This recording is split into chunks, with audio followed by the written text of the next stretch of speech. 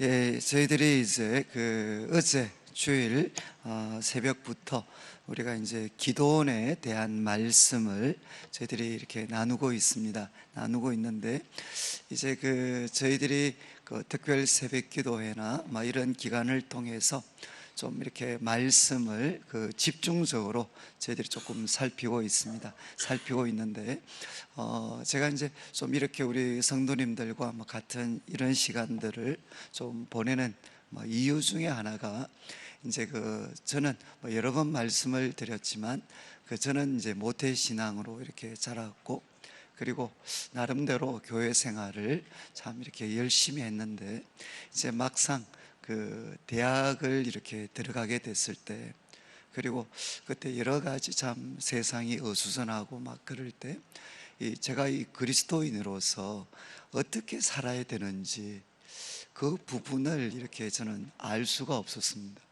그러니까 이제 교회 생활은 열심히 하는 것을 배웠는데 막상 제가 이제 대학을 가고 또 우리 친구들은 직장을 가고 이렇게 했을 때 그 삶의 현장 속에 이제 들어가게 됐을 때 내가 어떻게 살아야 되나 하는 것에 대해서 이제 저는 정말 이렇게 아무것도 생각이 안 났습니다. 생각이.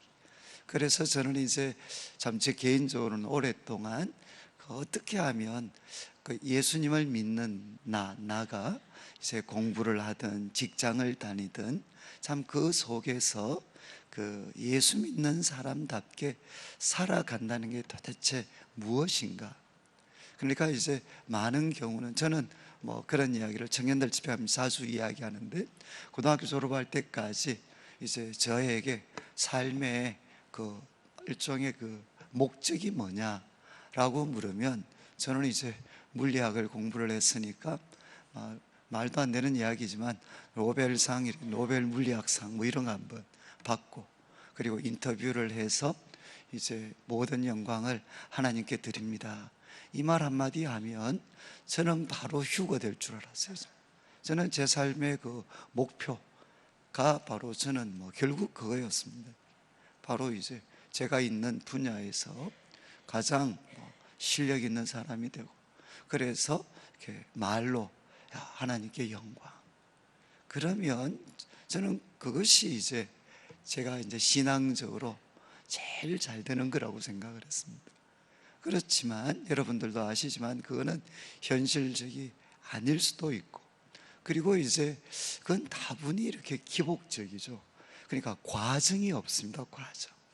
그냥 결과만 좋으면 결국은 하나님이 도우셨다고 생각하는. 그렇지만 우리들 주위에 정말 이렇게 삶의 실패를 겪고 있는 수많은 분들이 있습니다. 그러면 그분들은 뭔가? 그리고 이제 저는 이제 제가 청년 시절을 보내면서 이 신앙생활이라는 게, 교회 생활하는 거는 저는 배웠는데 막상 참 이렇게 교회 울타리를 걷고 또 고등학교 이런 울타리를 걷어버리고 이제 삶의 현장으로 던져지게 됐을 때 정말 삶의 현장에서 내가 어떻게 살아가는 것. 그래서 저는 많은 경우 이렇게 우리 지금 이 사사기에도 나오지만 많은 경우 제가 들었던 말은, 교회에서는 교회의 법을 따르고 세상에서는 세상의 법을 따라야 된다. 왜냐하면 교회에서 한 번도 가이드를 받지를 못했습니다. 그냥 결과가 좋으면 결국 하나님이 도우신 거고, 결과가 나쁘면 하나님이 외면하신 거고. 그러니까 이렇게 되면 우리는 기복주의가 될 수밖에 없죠. 그러니까 저는 교회에서 우리 예수님을 믿는 사람이 삶의 현장에서 우리들에게 부딪히는 이 수많은 문제를 어떻게 하면 의로우시면서 사랑이 많으신 그 하나님의 뜻대로 문제를 하나씩 하나씩 해결할 수 있는 사람이 될 것인가. 사실 우리 청년들이 가장 알고 싶어 했던 문제였습니다. 과연 기독교는 현실적인 건가? 그리고 기독교는 오늘 나를 위한 것인가? 이 질문에 대해서 저는 참 많은 갈등을 했습니다. 그리고 가장 또 일반적인 방법들은 소위 영적인 체험을 하는 거죠. 그래서 이렇게 그냥 눈만 감으면, 하나님께 질문만 하면 바로 하나님이 직답을 주시는, 오늘 이 사람 만나야 될까요 말까요? 계시를 기도하면 만나라, 그럼 만나고. 물론 이것도 의미가 있지만 저는 소위 영적인 많은 체험을 가진 분들이 얼마나 이렇게 위험할 수 있는가 하는 것을 저는 정말 이렇게 체험을 했습니다. 그러면서 우리 성도님들이 아시겠지만, 저는 이제 우리 교회가 이렇게 잘 하나님이 기뻐하시는 교회가 된다는 게 도대체 뭘까? 정말 이렇게 인원이 늘어나는 거겠습니까? 규모가 커지는 거겠습니까? 여러분, 지금 한국 교회는 소위 숫자가 적어서 문제가 아니다라는 것은 다 알잖아요. 세계에서 가장 큰 교회가 한국에 있습니다. 그렇지만 긍정적인 평가를 받지 못하는 것은, 여러분, 교회라는 것은 규모가 교회의 질을 결정하는 건 아니잖아요. 중요한 것은 뭔가 하면 우리 성도님들 한 분 한 분이 이제 어디서 일을 해야 되느냐. 여러분, 우리가 주의 일을 한다는 게 도대체 뭔가? 여러분, 주의 일을 한다는 것은 대상이 과연 교회의 일은 주의 일이고, 그리고 우리가 가정과 우리 일터에서 하나님 뜻대로 살아가는 것은 그러면 세상 일인가? 그렇지 않죠. 지금 교회를 섬기는 것도 주의 일이지만, 그러나 바로 우리들의 삶의 현장에서 하나님의 뜻대로 살아가는 그게 사실은 주의 일이죠. 주의 일. 그러니까 어떻게 하면 우리 성도님들이 교회를 열심히, 또 우리에게 맡겨주신 은사 역할을 따라 열심히 섬기지만, 바로 그 힘을 가지고 우리들의 삶의 현장에서 이 세상의 빛이 될 수 있는, 소금이 될 수 있는 길을 걸어가도록, 그래서 하나님을 알지 못하는 사람들에게 우리가 왕같은 제사장으로서 하나님이 이런 분이시고 하나님을 다르게 되면 이런 조건을 가지면서도 이렇게 다르게 살아갈 수 있다라는 것을 사람들에게 보여줘야만 그분들이 주님을 알 수가 있지 않겠습니까? 그러니까 저는 이제 우리 성도님들이 도대체 주의 일을 한다는 게 무엇인가? 그것은 단순히 교회 활동을 많이 한다는 게 절대로 아닙니다. 교회 활동을 우리가 해야 되지만 우리 성도님들은 목회자가 아니시잖아요. 그러니까 교회 활동과 관계되는 모든 일을 하는 것은 많은 경우 목회자들과 관련된 사람이고, 그런 분들의 도움을 통해서 우리 성도님들이 근본적으로 주의 일을 해야 할 곳은 최소한 6일 동안은 우리 삶의 현장이라는 거죠. 우리 가정에서 정말 주님의 이름으로 자녀들, 우리 가정을 잘 섬기고, 또 우리들의 삶의 현장에서도 주님의 이름으로 다르게 살아가고, 그리고 우리가 쉬고 또 우리들이 참 이렇게 즐기는 그 순간까지도 하나님과 참 동행해서 우리들의 삶의 모든 순간에서 예수님을 주인으로 모시고 살아가는 그 삶들을 우리가 살아가야 되는 거죠. 그런데 우리가 그런 관점에서 정말 우리가 이제 우리들의 삶의 현장에서 거룩하게 살아가려면 무엇의 도움을 받아야 되느냐? 성경의 도움을 받아야 됩니다.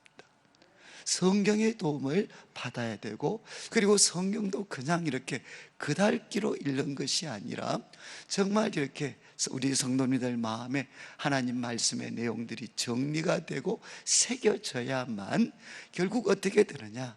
이 삶에서 만나는 수많은 문제들을 하나님과 동행하면서 풀어갈 수가 있습니다. 그래서 제가 이제 오늘 좀 이렇게 먼저 장황하게 말씀을 드린 것은, 이 특별히 기도원의 이야기 같은 경우는 우리 성도님들이 하나님께서 어떻게 한 사람을 부르셔서 그 사람을 주님의 사람으로 만드시고, 그 평범했던 사람이 얼마나 귀한 사람이 될 수 있고, 그 귀했던 사람, 하나님 때문에 귀해진 사람이 어떻게 쉽게 몰락할 수 있는가? 어쩌면 우리들이 정도의 차이는 있지만 삶의 형태와 자리는 다 다르지만 우리 모두가 겪고 있는 문제입니다. 그래서 저는 이제 우리 어제 살폈던 우리 기도원을 부를 때 기도원은 어떤 모습이고, 강의안을 한번 나중에 어제 거를 가져가시면 좋을 것 같아요.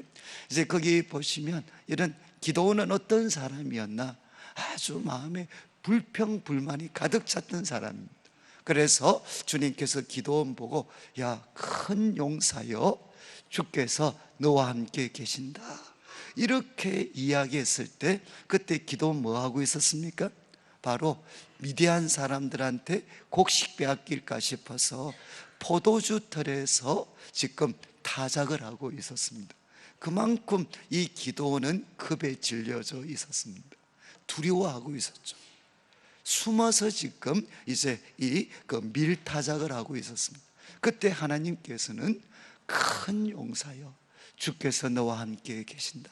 그러니까 그때 미디안이 보였던 반응이, 주님이 계신다면 정말 이런 일이 생길 수 있습니까? 우리가 경험하는 이런 일이 주님이 정말 살아계신다면 있을 수 있습니까? 이렇게 그 불평과 불만을 쏟아 놓았습니다. 그때 우리 주님께서 이제 기도원에게 말씀하시죠. 야, 그러면 네 손으로 한번 쳐봐라. 그러니까 저는 가장 작은 자입니다. 그때 하나님께서 약속을 하셨죠. 내가 반드시 너와 함께 할 거다. 그러니까 이 거대한 미디안 사람들 한 사람 치는 것 같이 해주겠다, 이렇게 말씀을 해주셨습니다. 그러니까 이제 미디안이 정말 이 어떤 여호와의 사자에게 예물을 드리려고 하죠. 그때 예물을 드리려고 할 때 이제 주님께서 어떻게 합니까? 그가 예물을 드릴 때 바로 참 거기에 불로 응답을 해 주십니다. 불로 응답을 해 주시니까 그때 이제 기도원이 알죠. 아, 내가 주님을 만났구나. 그래서 난 죽을 수밖에 없구나. 그런데 하나님께서 그를 살려주시고 그에게 이제 제단을 샀는데 바로 여호와 샬롬이 되죠. 샬롬. 그 다음에 이제 이 어떤 이제 기도원에게 이제 하나님이 명령을 하십니다. 너희 집 앞, 너희 아버지 집에 있는 그 바알 제단을 헐어버려라. 아세라상 꺾어버려라. 그리고 그것으로 번제를 드려라. 이렇게 이야기했습니다. 그때 이제 기도원이 정말 종려를 데리고 이제 밤에 몰래 순종을 하죠. 두려웠기 때문에. 그래서 몰래 순종했을 때 이제 그 다음날 뭐 난리가 났습니다. 저놈 끌어내서 죽여야 된다. 그럴 때 이제 아버지가 이야기합니다. 그 아버지 요아스가, 야, 너희가 다투지 말고 바알이 직접 손대게 해라. 바알이 진짜 신이라면 그가 직접 손대게 해라. 그래서 그 어떤 그 위험을 잠재워 줍니다. 그래서 이제 기도원, 그 겁이 많았던 기도원은 이제 어떤 사람으로 불려지느냐, 여룻바알이 됩니다. 바알과 싸우는 자, 그리고 바알 보고 친히 다투라고 해라, 그런 뜻에서 그는 여룻바알이 됩니다. 그런 다음에 이제 오늘 읽었던 이 말씀은 우리 성도님들이 잘 아시는 말씀인데 33절을 보시면, 6장 33절을 보시면 이제 그때 미디안과 아말렉과 동방 사람이 다 모입니다. 그리고 요단강 건너와서 이스라엘 골짜기에 진을 칩니다. 이거는 제가 강의 안에 조금 오타가 생겼는데 이스라엘이 아니고 이스라엘 골짜기에 이제 큰 이스라엘의 최대 평야입니다. 이 이스라엘 골짜기에 이제 쳐들어왔습니다. 그때 34절을 보시면 여호와의 영이 기도원에게 임하게 됩니다. 여러분, 이 순서를 잘 보셔야 됩니다. 여호와의 영이 기도원에게 임합니다. 여러분, 앞에 지금 여호와의 사자를 통해서 기도원과 계속 대화를 했잖아요. 그런데 그때 여호와의 영이 임한 게 아닙니다.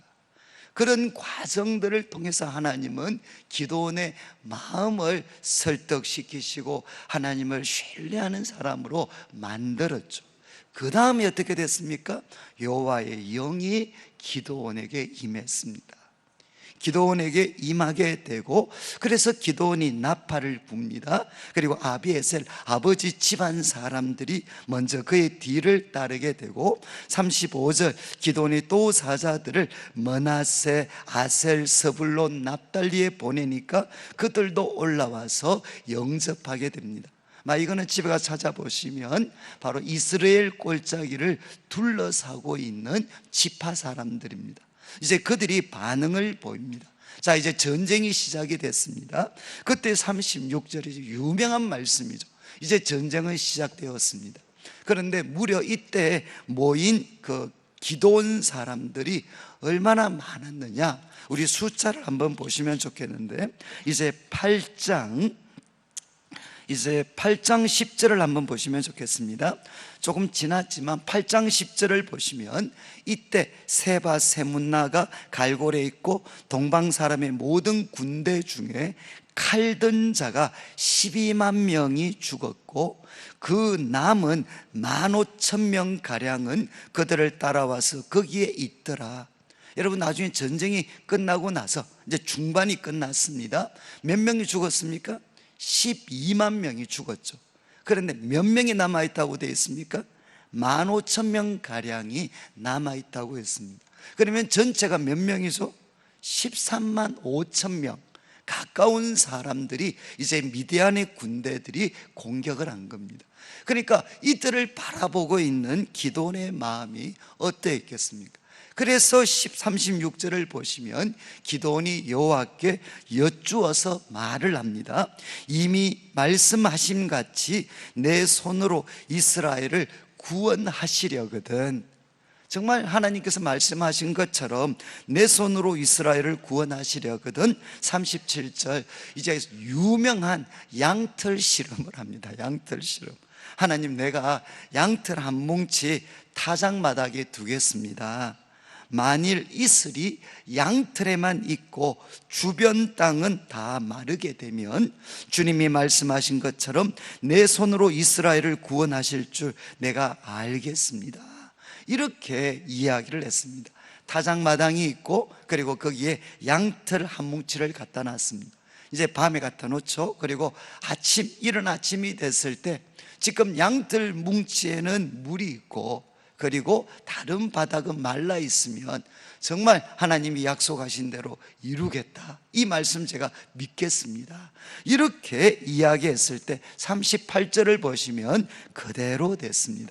그래서 이튿날 기도원이 일찍 일어나서 양털을 가져다가 그 양털에서 이슬을 짜니 물이 그릇에 가득했습니다. 그런데 39절 기도원이 여호와께 또 하나님께 여쭈죠. 주여, 내게 노하지 마소서. 내가 이번만 말하리다. 그리고 구합니다. 이제 뭘 구합니까? 이번에는 양털로 한 번만 더 실험하게 하는데 양털만 마르고 주변 땅에는 다 이슬이 있게 하옵소서. 여러분, 1번이 어려운가요? 2번이 어려운가요? 여러분, 밤에 1번 이슬, 이렇게 땅은 멀쩡하고 이슬에 이제 양털의 뭉치에만 물이 있는 것, 이게 어려운가요? 아니면 양털만 없고 주변은 촉촉한 게 어려운가요? 저는 시골 살지를 못해가지고 저는 이슬 이런 개념이 없습니다. 없는 사람인데 우리가 상식적으로 생각을 할 때 제가 읽었던 책들을 보면 후자 쪽이 어렵죠. 아침에 우리 일어나 보면 왜 이 수건은 젖어 있는데 주변이 말라 있는 적이 있잖아요. 왜냐하면 이거 이제 양털은 물을 흡수하니까. 그런데 반대가 사실은 더 어렵습니다. 양털은 멀쩡하고 주변은 촉촉하게 젖어 있고. 그런데 이제 한 번 더 이제 기도원이 하나님께 요청을 합니다. 그때 이제 이어지는 그 40절 말씀을 보시면 그 밤에 하나님이 그대로 행하십니다. 양털만 마르고 주변 땅에는 다 이슬이 있게 했습니다. 그래서 이제 하나님께 이제 기도원에게 응답을 해 주셨죠. 여러분, 이제 이런 말씀들 그냥 기억하시면 좋겠습니다. 왜 기도원이 이렇게 했겠습니까? 우리 왜 이제 마가복음 같은 데 보면 이야기하잖아요. 그 자기 딸이 귀신 들려있던 그 아버지가 이야기하자, 하나님, 제 믿음 없는 것을 도와주십시오.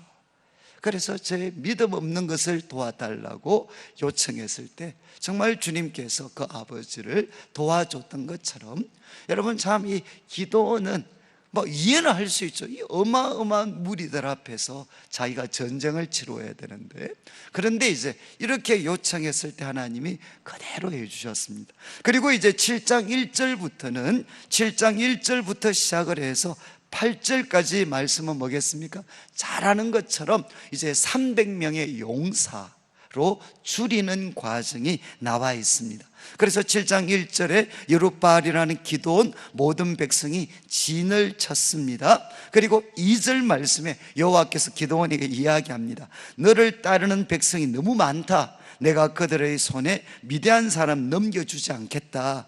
이유가 뭐라고 했죠? 이는 이스라엘이 나를 거슬러 스스로 자랑하기를 내 손이 나를 구원하였다 할까 합니다.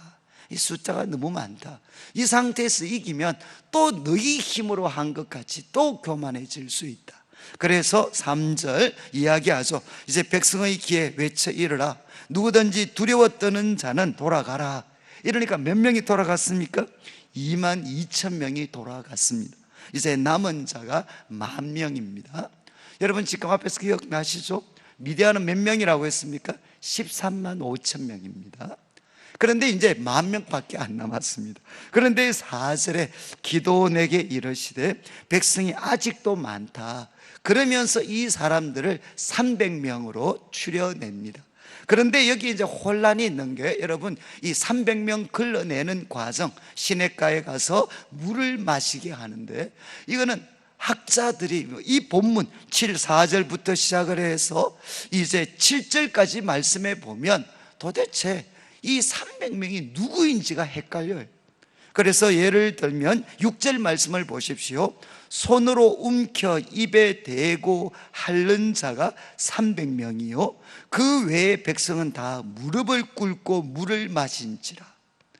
여러분 저는 어렸을 때 주일학교를 다녔으니까 저는 300명 누군가 하면 나머지는 좀 죄송합니다 막 이렇게 막 엎드러져서 막 물을 막 핥아 먹는데, 이 300명은 경건하게 무릎 딱 꿇고 그 다음에 물도 이렇게 죽여서 먹고, 막 적들이 언제나 공격해도 칼을 뽑을 수 있는 그런 자세를 취한 것처럼 저는 그렇게 배웠습니다. 그런데 지금 읽어보니까 한번 보시죠. 6절에 손으로 움켜 입에 대고 핥는 자가 300이고 나머지 사람은 무릎 꿇고 물을 마셨어요. 제가 알고 있는 지식하고 이게 헷갈리는 거예요. 저는 무릎 꿇고 손을 입에 대고 핥은 줄 알았는데 이게 두 개 나누어져 있어요 지금. 그러면 여기에 손으로 움켜 입에 대고 핥는 자는 무릎을 꿇었을까요? 안 꿇었을까요? 그러니까 이거는 그래서 학자들이 정확하게 지금 이 10,000명 중에서 300명과 나머지를 구분하는 행동을, 자세를 이 본문 가지고는 정확하게 파악할 수 없다. 이게 중론입니다. 그러니까 거기에 무릎 꿇고 입에 대고 항상 막 준비할 자세가 돼 있고, 이거는 듣는기에는 좋은 말이지만 성경에 근거한 건 아니다. 여기서 중요한 것은 어떤 자세를 취했느냐가 아니고 바로 300명으로 대표되는 소수의 사람을 걸러내는 작업이기 때문에, 여러분 여기에 누가 더 준비가 됐고 더 준비 안 됐고 이게 중요한 게 아니죠. 중요한 것은 무엇입니까? 소수 300명을 걸러내는 작업을 하나님은 하셨습니다. 그래서 하나님께서는 이제 기도원과 함께하는 무리들을 300명으로 줄이셨어요. 300명으로. 그러면 이제 13만 5천 명 대 이제 300명입니다. 계산이 나오시나요? 이제 이렇게 싸워야 됩니다. 그런데 이제 9절 말씀을 보시면, 이제 그 밤에 여러분 이렇게 숫자를 줄였으니까 여러분이 기도원이시라면 아무리 하나님이 함께 하셔도 13만 5천 명 대 300명입니다. 얼마나 기도원의 마음이 답답했겠습니까? 그래서 9절 말씀, 그 밤에 이제 여호와께서 기도원에게 직접 말씀을 하십니다. 일어나 진영, 미디안 진영으로 내려가라. 내가 그것을 내 손에 넘겨줬다. 그러면서 이제 10절, 이제는 하나님이 먼저 말씀을 하십니다. 만일 너가 내려가기를 두려워하거든 내 부하 불화와 함께 그 진영으로 들어가서 그들이 나누는 대화를 한번 들어봐라. 그러면 그 후에 내 손이 강해져서 그 진영으로 네가 당당히 믿음으로 나아갈 수 있을 거다. 이렇게 말씀을 하셨습니다. 그러니까 이제 기드온이 부하 불화와 함께 이제 그 미디안 군대 쪽으로 내려갑니다. 그런데 12절 끝에 보니까 미디안, 아말렉, 동방의 모든 사람은 누워 있는데 메뚜기의 많은 수와 같고 그들의 낙타의 수도 해변의 모래와 같이 많았습니다. 그런데 그때 13절 기드온이 그곳에 이르렀을 때 어떤 사람이 그 친구한테 꿈을 이야기합니다. 꾸었던 꿈, 내가 한 꿈을 꾸었는데 꿈에 보리떡 한 덩어리가 미디안 진영으로 굴러 들어오더라. 이 보리떡은 아주 그냥 보잘것없는 거잖아요. 그 보리떡 한 덩어리가 미디안 진영으로 굴러 들어왔는데 한 장막에 들어갔는데 그것이 그 보잘것없던 그 보리떡 한 덩어리가 한 진영, 한 텐트 자체를 그냥 다 넘어뜨려 버리더라. 이렇게 꿈 이야기를 하니까 14절 옆에 있던 친구가 대답을 했습니다. 야, 이거는 다른 것이 아니고 이스라엘 사람 요아스의 아들 기드온의 칼이다. 기드온의 칼이다. 하나님이 미디안과 그 모든 진영을 그의 손에 넘겨주셨다. 이 이야기를 누가 했다는 겁니까? 바로 꿈 이야기를 듣고 지금 옆에 있던 친구가 이렇게 꿈 해몽을 해주더라는 거죠. 딴 거 아니다. 바로 그 기드온의 칼이고 하나님이 미디안과 그 모든 진영 그 손에 넘겨주셨다. 이거를 미디안 사람이 꿈 이야기 듣고 해석을 해주더라는 거예요. 그거 듣고 15절에 이제 기드온이 그 꿈과 해몽하는 말을 듣고 이제 경배를 합니다. 그리고 이스라엘 진영으로 돌아와서 이제 자신 있게 이야기합니다. 일어나라, 여호와께서 미디안과 그 모든 진영을 너희 손에 넘겨주셨다. 그리고 이제 그가 어떤 준비를 하느냐, 300명을 3개의 부대로 나누게 되고 각자 손에는 나팔 빈 항아리, 그리고 그 항아리 안에는 횃불을 감추게 했습니다. 그리고 17절에 그들에게 지시를 시키죠. 이제 나만 보고 내가 하는 대로 해라. 그래서 내가 그 진영대로 갔을 때 너희도 그리하되 18절 나와 나를 따르는 자가 나팔을 불거든. 그러니까 전쟁의 시작입니다. 나팔을 불거든 너희도 모든 진영 주에서 나팔을 불며 여호와를 위하라, 기드온을 위하라, 이렇게 외치라는 것입니다. 그래서 19절 이제 그 기드온과 그와 함께한 백성들이 이경초랑 1경, 2경, 3경, 4경이 나와요. 성경에서 경은 뭔가 하면 저녁 12시부터 그 다음날 새벽 12시까지 밤입니다. 이 밤을 4개로 나누었어요. 그러면 한 경이 몇 시간이겠습니까? 3시간씩이죠. 6시부터 9시, 9시에서 12시까지가 이제 2경입니다. 2경. 그런데 2경초니까 한 10시 정도 시간이 됐겠죠. 이때가 교대하는 시간이었습니다. 그런데 그때 이제 그 바수꾼을 교대할 때에 나팔을 불고 손에 가졌던 항아리를 부수니까 세대가 나팔을 불며 항아리를 부수고 왼손에 횃불을 들고 외칩니다. 여호와와 기드온의 칼이여. 그렇게 외쳤을 때 21절 각기 제자리에 서서 그 진영을 애워삽니다. 그리고 그 캄캄한 밤에 나팔 불고 그리고 항아리 깨뜨리고 엄청나게 사람이 많은 것처럼 항아리를 깨뜨리고 그리고 횃불을 막 들어 올리고 나팔 불고 이러니까 엄청난 무리가 공격하는 것처럼 그렇게 미대한 사람들이 느껴지게 됐죠. 그래서 21절 각기 제자리에 서서 진영을 애워사니까 온 진영, 이건 미대한 진영의 사람들이 뛰고 부르짖고 도망가게 됩니다. 그래서 22절 300명이 나팔을 불 때 여호와께서 그 온 진영에서 친구끼리 칼을 치게 함으로 적군이 다 도망가게 됩니다. 그리고 23절에 이스라엘 사람들은 납달리, 아셀, 온 므낫세에서부터 부름을 받고 와서 미디안을 추격하게 됩니다. 그리고 24절에는 이제 미디안이 사자들, 기드온이 사자들을 보내가지고 에브라임 사람들에게 도움을 요청을 합니다. 에브라임 사람들에게 도움을 요청했을 때 이제 이 에브라임 사람들이 25절에 나오는 미디안의 두 방백이죠. 두 방백을 사로잡아서 죽이게 되고, 그리고 그 머리를 기드온에게 가져오게 됩니다. 여러분, 오늘 이 말씀을 보시니까 어떻습니까? 이제 우리가 결론입니다. 결론. 시간이 많지 않으니까 결론은, 우리 기도원을 대하시는 하나님을 보니까 어떻습니까? 하나님은 오래 참으시고 부족한 우리의 믿음을 더해 주시는 분이십니다. 그렇지 않나요? 기도원이 끊임없이 하나님 이럴 수 있습니까? 그리고 하나님 내가 한 번만 더 하겠습니다. 노하지 마십시오. 그렇게 해서 하나님이 또 그거 다 들어주시고, 그 다음에 이제 전쟁이 시작되었을 때는 친히 증거 주셔서 야, 너 내려가 봐. 그래서 사람들의 꿈과 해몽하는 이야기를 듣고 이제 이 약했던 기드온이 이제 어떤 사람이 됩니까? 강한 믿음의 소유자가 됩니다. 그리고 이제 300명 거느리고 이제는 미디안을 공격하게 되죠. 여러분, 우리 하나님은 어떤 분이시냐? 오래 참으시고 부족한 우리들의 믿음을 더해 주시는 분이십니다. 그러니까 이런 말 하시면 안 돼. 나는 믿음이 없는 사람이다. 나는 의심이 많은 사람이다. 나는 불평불만이 많은 사람이다. 그래서 나는 하나님 만나기 어렵다. 이런 말씀 하시면 안 돼. 여러분, 하나님께서 불평불만이 많고 의심 많고 눈으로 봐야 믿을 수 있고 이런 사람들도 다 그 사람에 맞게 하나님께서 말씀하시고, 그래서 그 사람으로 하여금 마침내 믿도록 만들어주시는 분이십니다. 그러니까 중요한 것은 무엇이죠?